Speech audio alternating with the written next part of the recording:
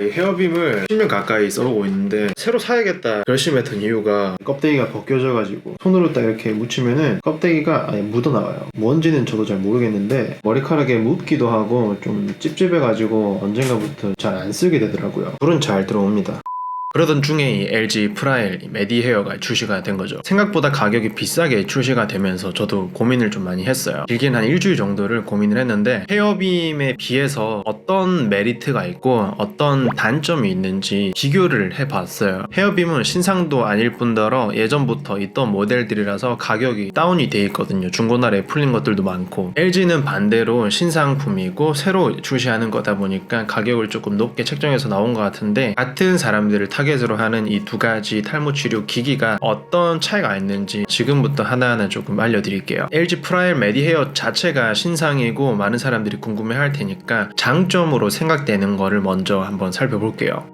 보시면 알겠지만 헤어빔에는 70개 정도 광원이 있는 반면에 메디헤어에는 250개 정도에 달하는 광원이 있어요. 보통 이렇게 가족용 헤어기기랑 병원에 들어가는 전문가용 탈모 치료 기기는 차이가 정말 많이 나요. 광원의 개수 차이에서. 그래서 전문가용이 실제로 더 효과가 있다라고 평가되고 있는데, 그런 점에서 봤을 때 메디헤어는 이 헤어빔에 비해서 거의 광원 개수가 3배 정도는 넘게 차이가 나고 있어요. 그래서 메디헤어가 더 효과가 좋지 않을까 그렇게 생각할 수는 있는데, 사람을 대상으로 분당 서울대 병원이든 어디든 40명, 48명을 대상으로 해서 실제 임상을 진행을 해보니까 결론은 거의 비슷했다는 거예요. 광원이 70개든 250개든 실질적으로 효과는 거의 동등했다. 여기 보시면 임상시험으로 입증된 치료 효과 LG 프라일 메디헤어로 16주 정도 사용을 했더니 1제곱센티미터에 13.5개 정도의 모발이 증가했다. 반대로 헤어빔은 24주를 사용을 했을 때 제곱센티미터당 16.5개가 증가했다. 굳이 따지면 헤어빔이 조금 더 모발이 많이 늘어났지만, 그래서 광원이 메디헤어가 한 3배 좀 넘게 많긴 하지만 실질적인 임상적인 효과는 크게 차이가 없었다. 그리고 LLLT 저출력 레이저 기술을 동등하게 사용을 하고 있고, 두 번째로 메디헤어가 헤어빔이랑 조금 차별화를 두는 게, 헤어빔은 모드가 하나밖에 없어요. 그러니까 전기 콘센트를 꽂으면 전두에 이제 빛이 들어오는데, 반면에 메디헤어는 여러 영역으로 나눠서 집중적으로 어느 부분을 더 집중적으로 관리를 할 건지 이런 것들을 매뉴얼로 정해서 선택을 할 수가 있어요. 사실 이게 실질적으로 얼마나 유용할지는 저도 의문이 들더라고요. 사람 마음이 아무래도 전체 모발이 더 건강해지는 걸 원하니까 같은 시간이면은 전체 부분 빛을 켜놓고 전체 모발을 관리를 하겠죠. 세 번째는 확실히 메리트인 것 같은데, 헤어빔을 사용을 할 때는 항상 콘센트를 꽂아야 돼요. 콘센트가 없는 부분에서는 이거를 사용을 할 수가 없기 때문에 간혹 불편할 때가 있었는데, 메디헤어는 충전을 하고 콘센트 연결되지 않은 상태에서도 사용을 할 수 있으니까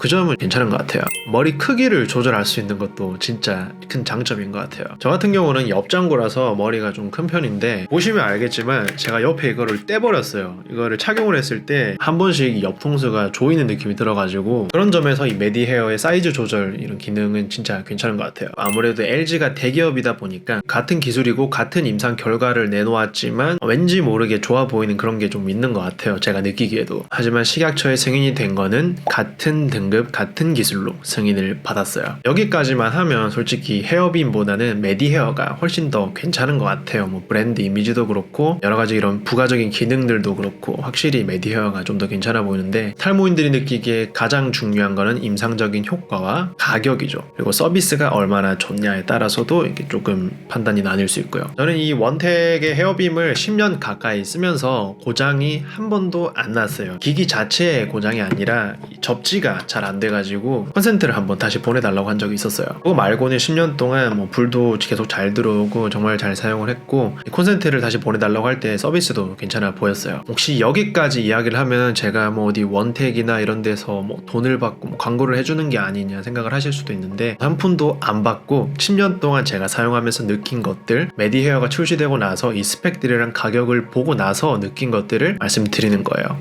마지막으로 스펙을 한번 정리하면서 살펴보면 이런 것들은 다 비슷하고, 무게는 600g으로 그렇게 무겁지 않아 보여요. 이거는 헤어빔 1이라서 완전 초창기 모델이라서 좀 무거웠거든요. 사용하다 보면은 한 번씩 두피가 아프고 그럴 때가 있었는데, 헤어빔 라이트든 LG전자 메디헤어든 무게 자체는 괜찮아 보여요. 초기 가격이 아무래도 189만 원이나 되다 보니까 이게 어느 정도 떨어지려고 하면 시간이 걸릴 거예요. 뭐 중고나라에 풀리고 이런 것도 조금 시간이 걸릴 거고, 그래서 전체적으로 봤을 때 괜히 비싼 돈 주고 메디헤어를 사는 것보다는 헤어빔이나 이렇게 저렴하게 풀려있는 다른 탈모 레이저 기기도 괜찮다라고 말씀을 드리고 싶어요. 사실 이런 컨텐츠를 만든다는 게 소비자 입장에서는 좋을 수도 있지만 LG 입장에서는 정말 싫을 수도 있어요. 뭐 출시한 지 얼마 되지도 않았는데 이렇게 막 비교질하면서 메디헤어가 가격 대비 그렇게 메리트가 있는지 모르겠다 이런 소리를 하고 있으니까 이런 댓글을 보면서 한 번은 비교를 하고 실질적으로 뭘 봐야 되고 어떤 것들을 비교를 해야 되는지 한번은 알려드려야겠다 싶더라고요. 오늘 제가 준비한 영상은 여기까지고 잘 생각하셔서 LG라는 브랜드가 주는 그 믿음이나 대기업 AS는 또 퀄리티 자체가 뭐 다를 수도 있으니까 생각 있으신 분들은 구매를 하셔서 사용해 보시고 몸으로 느끼시는 것도 괜찮을 것 같아요. 다만 저는 그렇게 판단을 하고 있다는 것 정도만 알아두시면 좋을 것 같아요.